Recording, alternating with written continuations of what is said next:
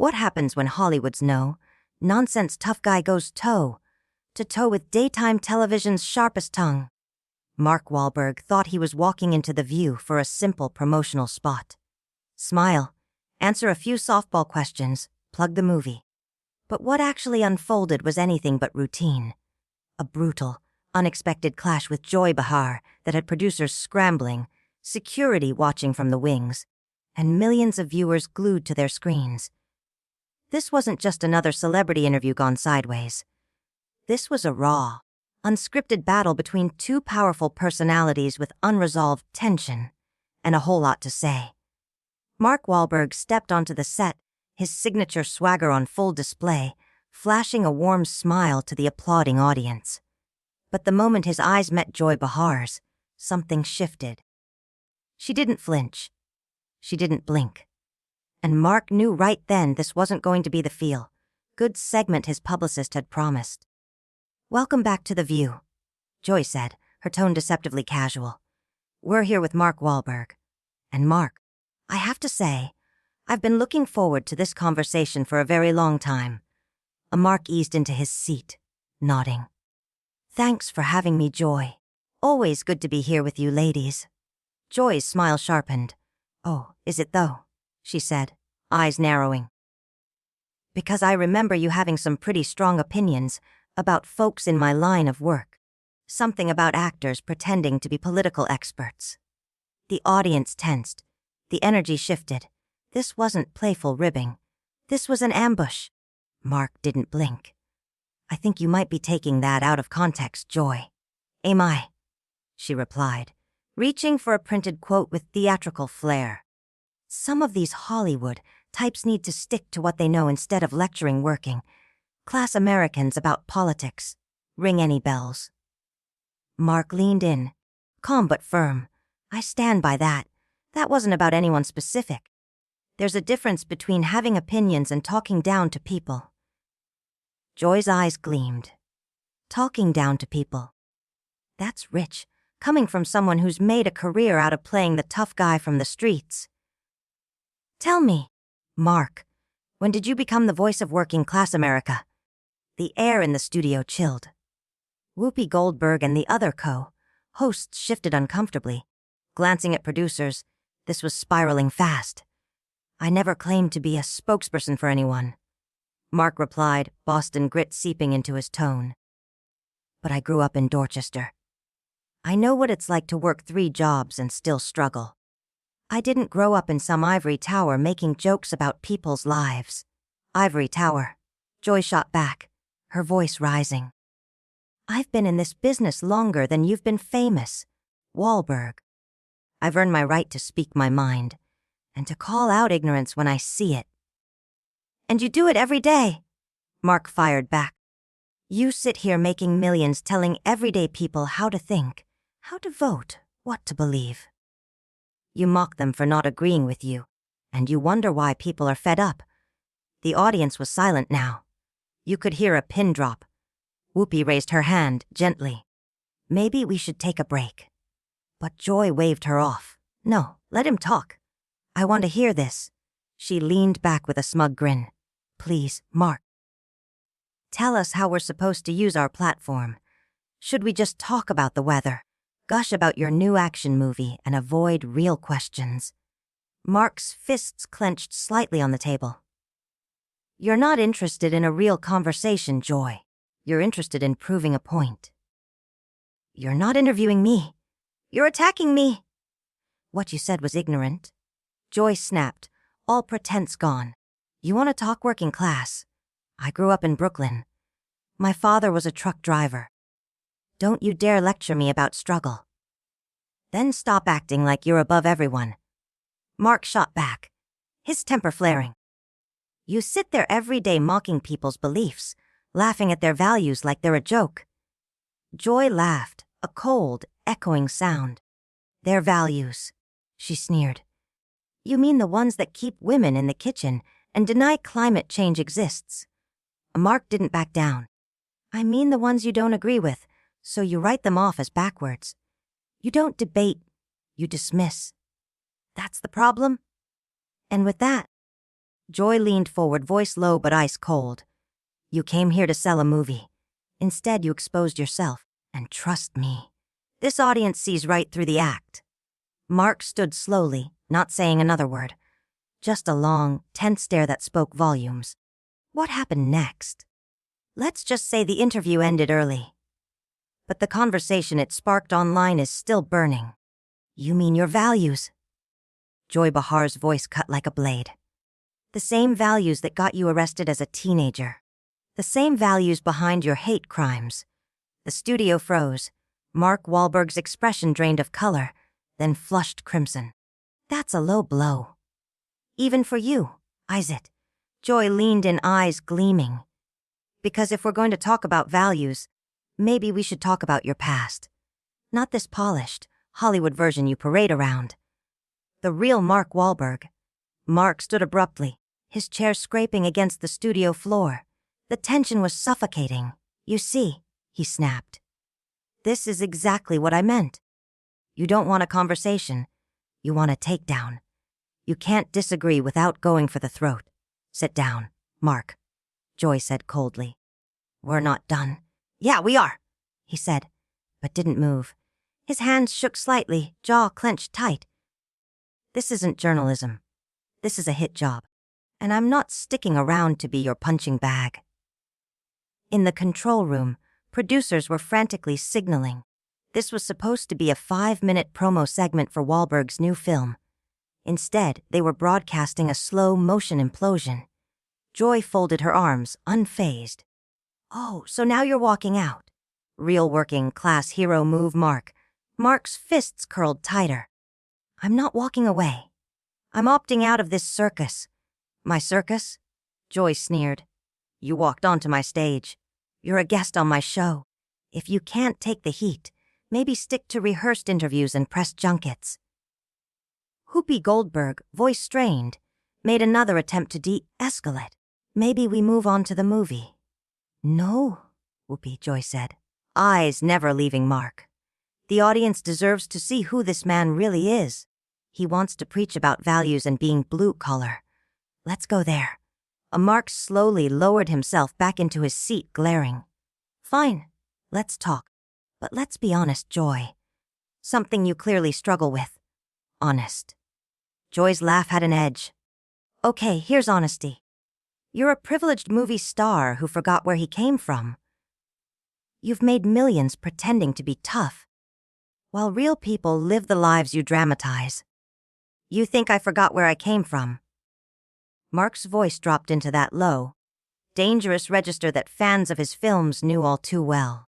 You think success erased the years I spent watching my mother work 3 jobs to put food on the table? Joy waved her hand. Spare me. The poor boy, turned millionaire act doesn't play well here. You want to talk about your mom? How do you think she feels seeing you attack people who are actually trying to make a difference? Make a difference. Mark's voice cracked with fury. You make a difference by mocking half the country. By sneering at people's beliefs. By dividing Americans every damn morning on national television. Joy didn't flinch. I treat stupid ideas like they're stupid. And right now, you're saying a lot of stupid things. A gasp rippled through the audience. Even seasoned viewers of The View weren't ready for that. Mark leaned forward, eyes narrowed. You know what's actually stupid? Thinking that because you have a camera on you, that gives you license to be cruel. That your mic gives you moral superiority. It doesn't. Joy barked a laugh, but it rang hollow now. Cruel, please. You haven't seen Cruel. Don't call me sweetheart, Mark said, his voice turning to ice. And yeah, this is cruelty, disguised as commentary. You're exactly what's broken about this industry. You're a bully with a microphone. The Joy flushed red. I'm the bully. That's rich, coming from a guy who literally assaulted people as a teen. At least I use words. You used fists. Mark shook his head. You can't argue on facts, so you go personal. Every time? It's pathetic. I'm pathetic. Joy's voice now reached a shrill, defensive pitch. At least I didn't build a career playing the same character over and over. At least I don't think being from Boston makes me authentic. At least I don't mistake anger for intelligence. Mark fired back instantly. And you. You poison the well every single day. You take complicated issues and turn them into cheap punchlines. You mock the pain of real people, wrap it in sarcasm, and call it progress. Joy now stood, mirroring his earlier move. You don't know a damn thing about me. I've done more for women's rights, for social justice, for progressive causes than you have in your entire career. And yet, Mark said quietly, rising to meet her eye to eye, you still use that platform to tear down anyone who disagrees with you. The both were standing now, eyes locked. The air felt like it could shatter. This was no longer about politics, fame, or even values. This was about pride, and neither of them was backing down. Be doing what?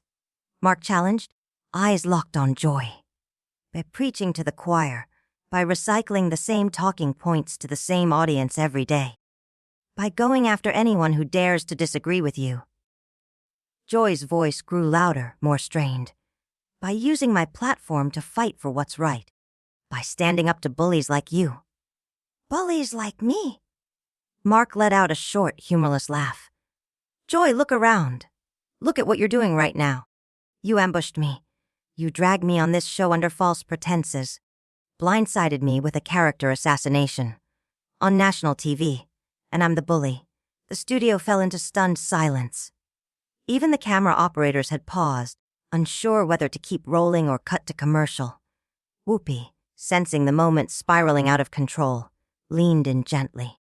Maybe we really should take a quick break. No, Joy snapped, eyes never leaving Mark. We're finishing this. Mark came here to promote a movie, and I think our audience deserves to know exactly who they're being asked to support. The Mark's laugh this time was colder. You still don't get it. You think this is about me? This is about you, Joy. About how you've turned political discussion into a blood sport. How you've made it impossible for anyone to talk about serious issues without fear of being ambushed, mocked, or publicly shamed. Civil conversations. Joy scoffed. Like the one you had with that Vietnamese man you attacked. Oh wait, that wasn't a conversation. That was just violence. A gasp rippled through the audience. Mark's face went pale, then flushed red, then pale again. When he finally spoke, his voice was barely audible. You just proved my point, he said quietly. You're not interested in progress. You're not interested in justice. You're interested in hurting people. You want to win, no matter the cost. I'm interested in the truth, Joy replied. But there was a crack in her voice now. The certainty was slipping. No, you're not, Mark said, standing once more. You're interested in your version of it. You want to be the smartest person in the room, even if that means being the cruelest. Joy's facade began to falter. You don't get to come on my show and lecture me about cruelty. And you don't get to invite someone here just to tear them apart and call it journalism. Mark cut in. This isn't an interview, Joy. It's character assassination with a studio audience. The tension was unbearable. The audience sat in total silence, shocked into stillness. Security had begun to inch toward the set.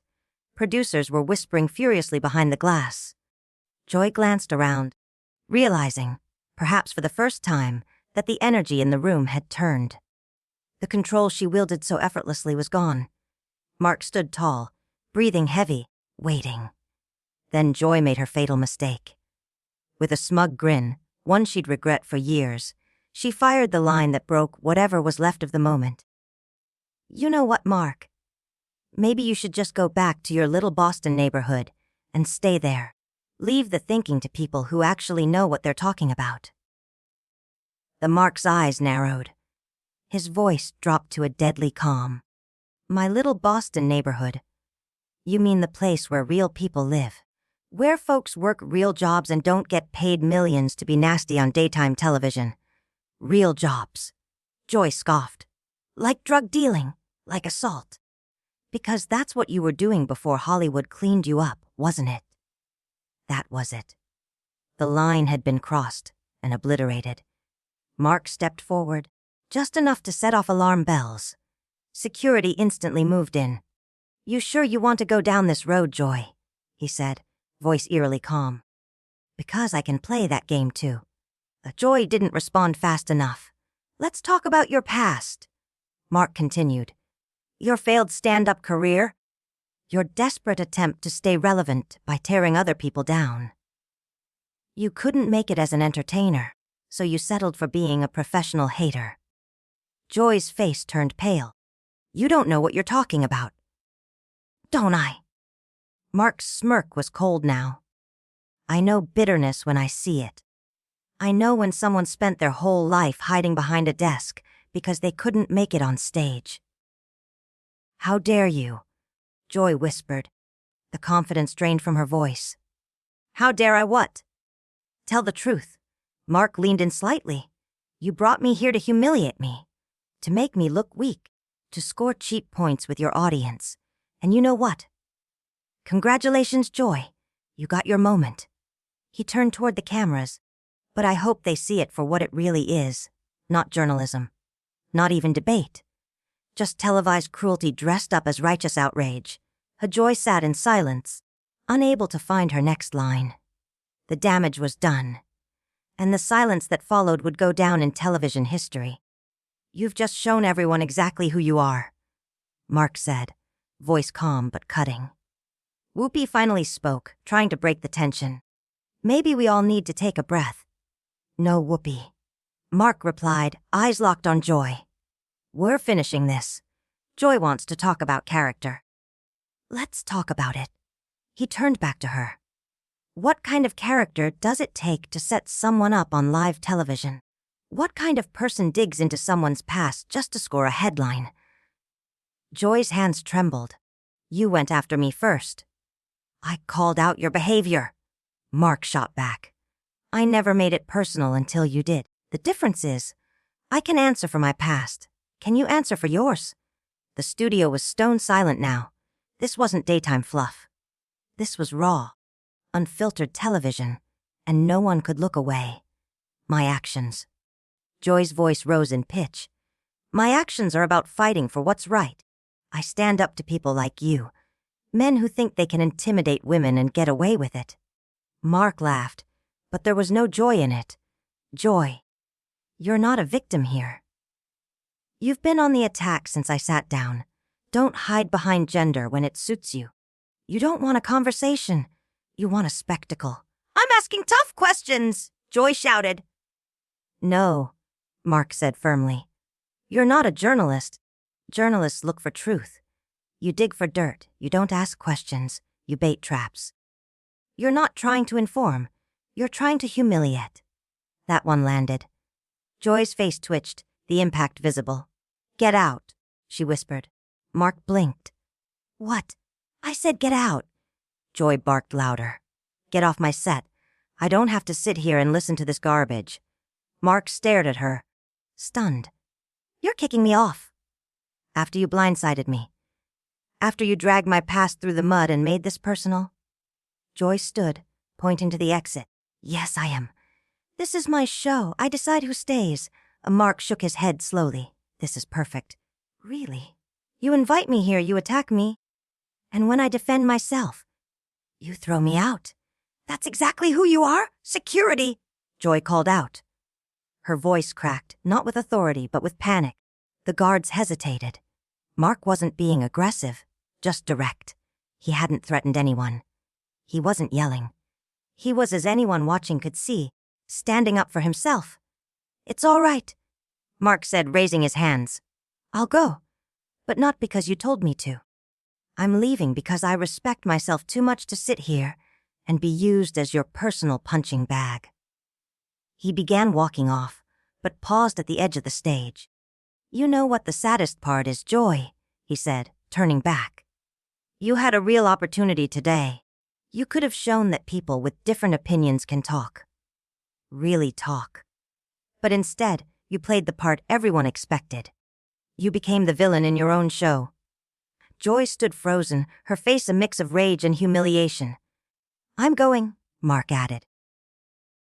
But I want your audience to remember who started this and who tried to end it with dignity. I want them to remember who was here to talk and who was here to tear down.